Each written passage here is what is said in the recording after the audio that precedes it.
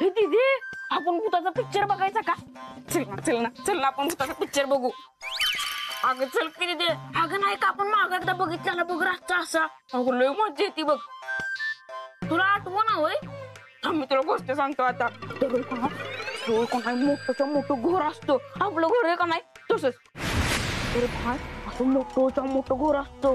तिथे एक माणूस राहत असतो. मग त्या माणसावर अजून लय पण माणसं असतात. मग तो काय करतो त्या समद्या माणसासनी बघतो आणि एक दिवशी का नाही म्हणजे एक दिवशी नाही हळू समद्यासनी मारून टाकतो. आणि काय करतो कुणाला तिकडे फेकतो तर कुणाला इकडे फेकतो. कोण तर घावतच नाही नंतर ना.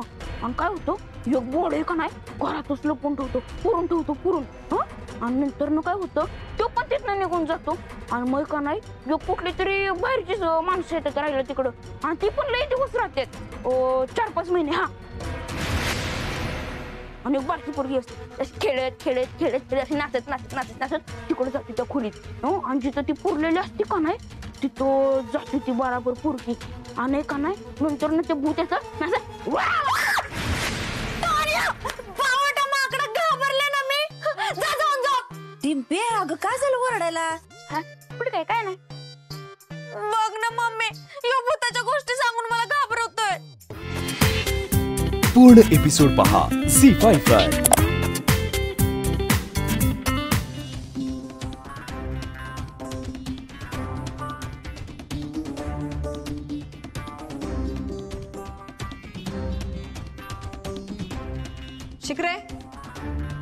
शिखरे येस मॅडम. देवी सिंगची जेलमध्ये काय खबर? कसा वागतो तिथे? मॅडम मोरे साहेबांशी माझं बोलणं झालं. तिथेही त्याची ड्रामेबाजी तशीच सुरू आहे. पेशंटला मी चेक करतो, मला परमिशन द्या, कैद्यांना माणसाप्रमाणे वागवा, मला जेवायला चांगलं द्या, मच्छर आहेत म्हणून मला मच्छरदाणी द्या, पुस्तकं द्या. बडा शातीर दिमाग वाला इंसान आहे. आता तिथल्या लोकांवर इम्प्रेशन जमवतोय. हीच बुद्धी जर चांगल्या कामासाठी वापरली असती तर देवी सिंगवर ही वेळ आली नसती. मॅडम मला वाटतंय त्याच्या आयुष्यात नक्कीच काहीतरी झालं असणार ज्यामुळे तो ह्या मार्गाला वळला असेल. पण आपल्याला ते शोधून काढावं लागेल. आर्याने प्रयत्न केला होता त्याचा भूतकाळ काढायचा, पण त्याने खोटी स्टोरी ऐकवली. त्या सगळ्या गोष्टी बनवून ठेवलेत. असो, और कितने दिन झूठ बोलेगा वो? जेलमध्ये भले भले बोलतात. हा नक्की गुन्हा कबूल करेल. उसी में उसकी भलाई है. नाहीतर मार खाऊन खाऊन बॉडी कामातून जाईल त्याची. मॅडम लय तुम्ही हाणलाय त्याला. त्याची लायकीच ती आहे. मला तर आत्ताही इच्छा होते की जेलमध्ये जाऊन अजून फोडून काढा त्याला, पण कायद्याने हात बांधलेत. असो, मी निघते. काय लागलं तर कळवा मला.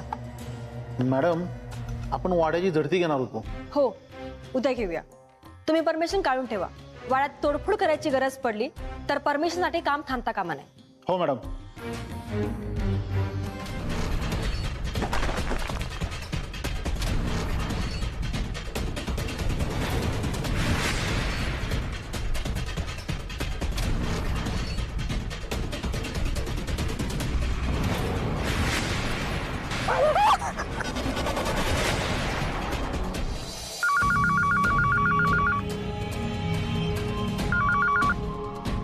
हॅलो, कातळवाडी पोलीस स्टेशन, शिखरे बोलतोय.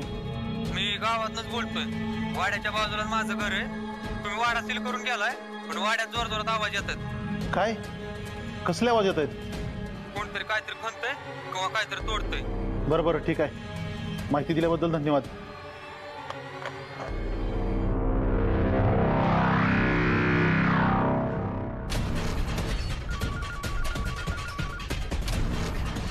हा बोला शिखरे.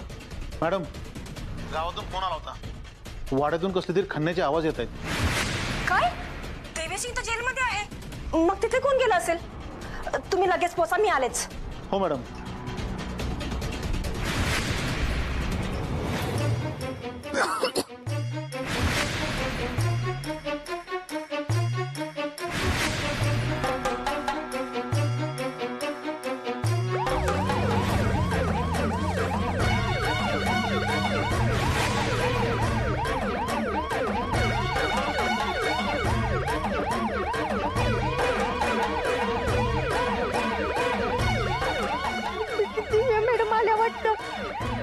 काय करा नाही या डॉक्टरांमुळे मी पण अडकणार आता.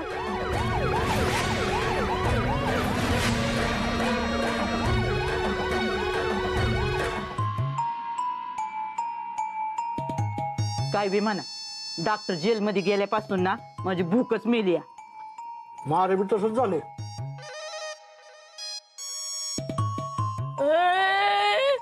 अरे हे काय, अरे मला तर खाऊ द्या की. माझ्यापासून तर तुम्हीच खाताय.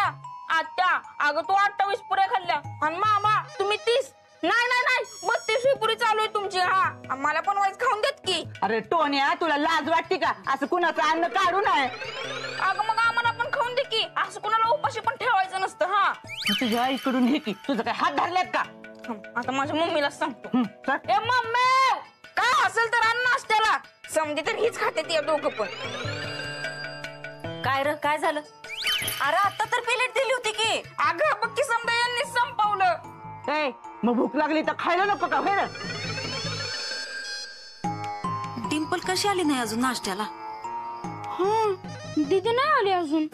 हे मम्मी अगं जाऊन दे ना, झोपली असेल ती. नाही नाही नाही नाही नाही नाही, ती माझी तोंडवळ का नाही रोज पाणी मारती आणि मगच मला उठवती. आज तिच्या अंगावाकी बादलीस रिकामी करतो. तू इथेच थांब, मी आलोच. टोन्या नग, तू बस आणि नाश्ता कर. अरे तो नाश्ता संपला तर परत मला सांगायचं नाही बरं का? नाही नाही नाही, बसतो की लगेच. हा. अरे आतनं घेऊन ये. मीच वय जातो का आता? जातो. ए, धर ही प्लेट घेऊन जा आणि मला अजून 2 आण. मी नाही आणणार. डिंपल काल रातच्याला एवढी घाबरली होती, पण ती अक्का म्हणल्या तसं खरंच तिच्या उरावर काय बसलं बिसलं तर नसल ना. भजना ना, काय रे, काय झालं एवढ्या सकाळी सकाळी आलात? सांगतो, बातमी तशी आहे म्हणून आलोय. तुम्ही जरा बसून घ्या कुठेतरी. मंगलवाहिनी, तुम्ही जरा डिंपल, मंगलवाहिनी जरा आधार दे.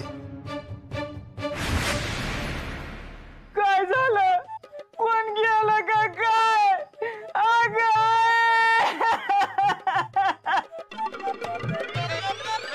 अगं मी सोडली तर कोण आहे ग तुझा? एवढा भोंगा पसरलाय. ए आत्या, अगं आजी मराठी तरी वाईस वाट बघ की. आधीच कुठं रडतीयस? अरे मुर्द्या, तू काय माझी मरायची वाट बघतोस? त्या कंपाऊंडरला आहे ना फाशीवर लटकावल्याशिवाय मी मरणार नाही. बजा सांग रे, काय झालंय? नाम्या, तूच सांग. नाही तूच सांग. अरे सांग की तू. नाही तू सांग. सांग म्हटलं तरी. अरे तू सांग तर. अरे आता मुर्द्यानं सांगताय का नाही का देऊ बाहेर हाकलून? नाही तर तुमचं तू सांग, मी सांगतो, माणसाचा जीव जायचा. आल्या का? नुसतं माझ्याकडे बघून लोकांनी कळतं काय घटना घडली ती.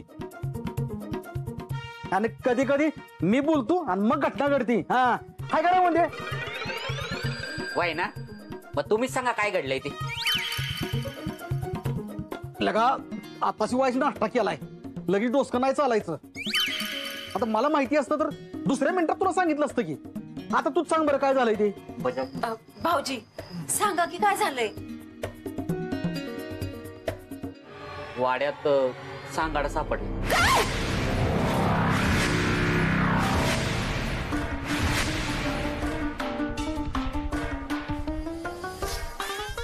काय सांगतोस? अगं सर्वाजे वाड्यात सांगाडा सापडलाय. सांगाडा काल वाड्यात कोणतरी खणत होतं रात्री. शेजाऱ्या पाजाऱ्यांना आवाज आला म्हणून ते पोलिसांना बोलवायला गेले.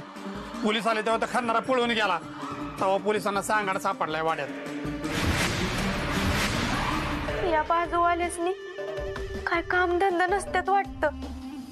हे मम्मी, मी वाड्यात जाऊन सांगाडा बघून येऊ का? अगं मी सांगाडाच नाही मिळता. थांब, मी लगेच येतो.